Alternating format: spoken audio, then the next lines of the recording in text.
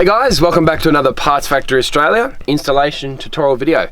Today we're going to be working on this BT-50. Specifically, we're going to be changing the master control switch. Now, it's a super common problem in these cars. The master control switch on the driver's side stops working. So at Parts Factory we ended up developing an aftermarket replacement switch. Bang, we're going to throw it in and we're going to make sure that it gets the window happening again, so you can feel secure in your car once more. Alrighty guys, now before we get started, I just wanted to let you know that we have been given the opportunity to take use of these some 1,000 cars here at Southport Wreckers out in Fairyland. Now, they've asked me to let you know they sell used engines, so if you need a used engine, southportwreckers.com, and I'm pretty sure they're going to have what you need. Take a look around here guys, we've got over 1,000 cars, all with engines, and they don't come through the front gate unless they're up to scratch in regards to the condition of the motor. Guys, if you need this switch, 123 bucks. It's enough said, it's super cheap. I'll put the link in the bio of the video. Check it out on the website. Alrighty guys, let's throw it in. Alrighty guys, there's your 2-button switch there. To get this, we've got to pull this door card off, but from what I can see, it's going to be pretty easy. I'm going to start by removing this trim because I would say that it's going to stop us from pulling the door card off fully. They are almost always just pressure clips, and you can just pull it out, turn it around, and pop the speaker out. Just like so, plug comes out, throw that on the ground.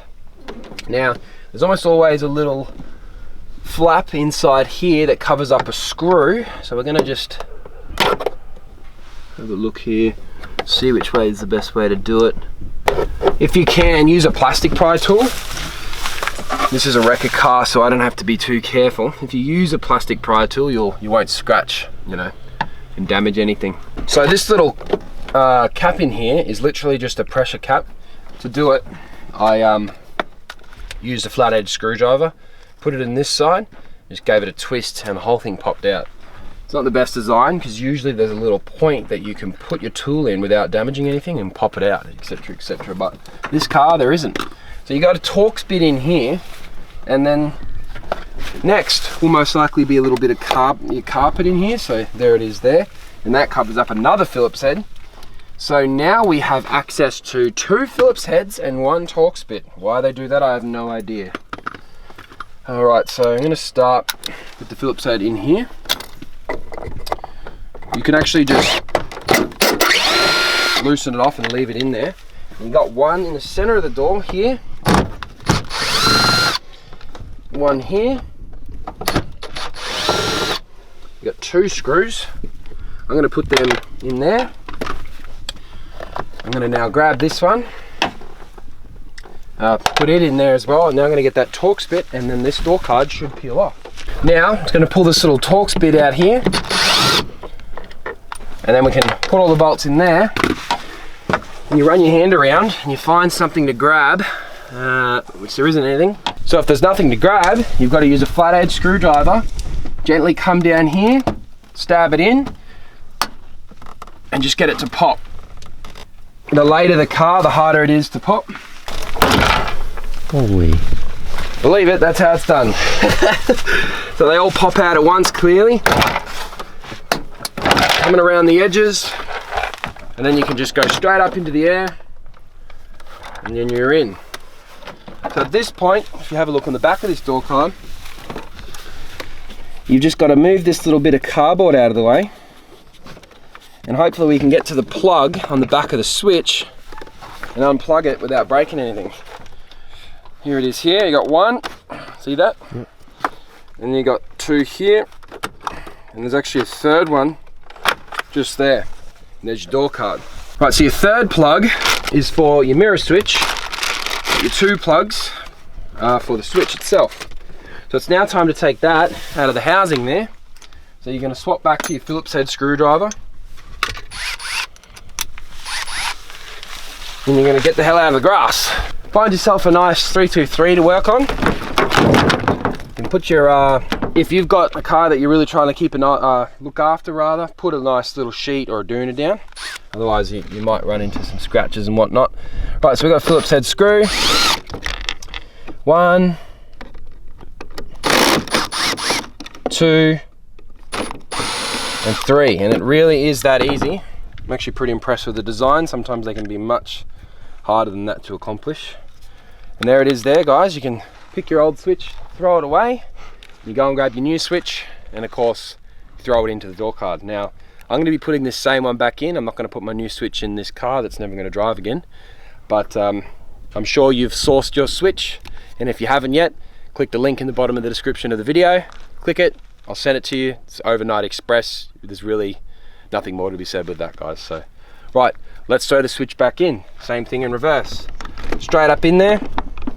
Oh, and by the way, just a little bit of wisdom.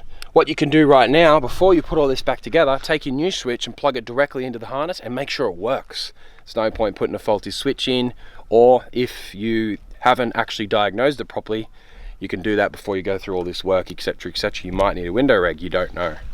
Alrighty guys, so you got your 3 Phillips head screws. 1, 2, not too tight, it'll crack your new switch, and then you'll every time you press it, it'll pop in, if you know what I mean. Right, let's throw it back on. With our switch, guys, that's going to plug all the plugs back in. You got 1 at the back. Of course, I can't really show you in there because there's not much room to see.